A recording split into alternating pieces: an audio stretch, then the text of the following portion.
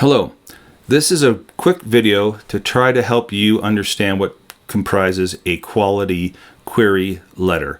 Understand this is kind of a standard format. This is one I really look for when I see queries come in. It's what I was raised on, trained on to look for. There are going to be exceptions out there. Bottom line, always follow the submission guidelines provided by whoever it is you are submitting your work to. So the query letter is more than anything else that you submit. That is your way in. That is you marketing, talking about, promoting your work best you can to draw the interest of whoever it is that you are submitting this query to. I'm going to talk about the kind of standard 3 to 5 paragraph query letter, and that can vary, and we'll explain a little bit quickly how that is when we get to those various paragraphs. So think of a query letter as a letter, a traditional, on-paper, business-style letter. So what you are going to look at is trying to compose everything that you need in one page, one 8.5 by 11 standard 12-point font page. And that way you're not running on. You have a set format and framework within that you have to fit everything into, and that way you're going to have the best chance to attract the attention of whatever agent, editor, publisher it is that you're querying. So let's start off. First thing we're going to need is contact information. In a traditional letter, your contact information is in the top right, up against the margin. The very first thing they see, top right hand corner of that, should be your name, your email address at a minimum, and then you can include mailing address, phone number if you want to include those. Those can be included as a second secondary conversation, if you will. If you're including the query letter in the body of the email, don't fight to try to move everything over to one side, then move it back over to the left. Just put it on top. Just, this is my name, this is my contact information. Yes, they're receiving the email from you. Got it. But if the email is coming from some place that it's not your professional email, it's not the email you want to use, you want to make sure and emphasize this email I want to use, because the email coming back to you might not be a reply. It may be a standalone email. So don't worry about that. Just give us your name, the email you want to use, other contact information if you want it. Below that is your salutation and the first paragraph. Your salutation should be the name of the person that you are querying, not their agency, not to whom it may concern. Okay, all that is almost guaranteed to you shoved into the trash bin. So don't do that. Make sure you're researching who it is that you're querying and put that in the salutation. Your first paragraph is fairly simple. It is the name of your work, its word count, and the genre or genres that it applies to. That should be your opening sentence. And then you can, if you'd like, include 1 to 3 comp titles.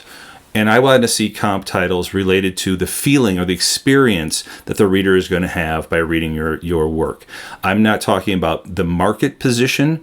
If you go in and use your comps to say mine will sell the same as Hunger Games or mine will sell the same as a James Patterson, no, because you're unproven to the person you're querying. That's why you're querying them. And we're not looking for that. We're looking for the experience of the read. The marketability is a secondary conversation if this person decides to represent you. All right, so that's paragraph 1. Should be 1 to 3 sentences maybe. The next two, paragraph 2, paragraph 3, paragraph 4, these 1 to 3 paragraphs, that's where you summarize your story, okay? Not talk about the themes or the feelings or any of that, but the story. This is what our book is about. This is the character is going on this journey. The character wants to achieve this. This thing is in their way, and if they don't achieve their goal, this is what's going to happen. That's what we want to see in those next paragraph or 2 or 3. Don't go all the way to the conclusion. You might want to go to the opening of Act 3 and in those paragraphs and tease, like, will they make it? What happens if they don't? That kind of thing, so that you can think of it kind of like back cover copy. This is your marketing material. This is the words you're using to draw a person in to read the rest. All right. Your last paragraph, that's about you. That is your short bio, a sentence or two that tells us about you, your passion, why you wrote the book. If you have some kind of expertise that's related to the book and the book's topic area, etc. That's in there. Then you follow with a nice conclusion about thank you for your time. Thank you for reading this. I hope to work with you in the future. Those kind of phrases. Below that, best regards and your name, or sincerely and your name, whatever you prefer to use like that. That's your query letter. It's that simple, whether that's in the body of the email, which is what I like to see, or that's attached as a Word document. Your spacing, your indents, your margins, that we can play with. Usually want to see actually a line space between paragraphs. Typically single spaced paragraphs in a query letter is fine. If you do have a space between paragraphs, you don't need to indent the paragraphs. If you do indent the paragraphs, whatever. But be warned, don't try to manipulate it to fit as much material in as possible.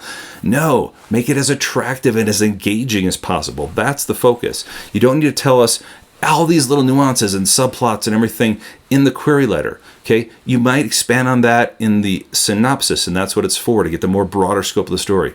The query letter is a tease. It is a appetizer. It is something to bring you in, to make you, the agent or editor, salivate over your work and read the next step, the synopsis and the manuscript. All right. Next video, you can look forward to me breaking down the synopsis, and then another video on the manuscript. Hope this was helpful. I will put some information in the description and some links there so you can see some examples.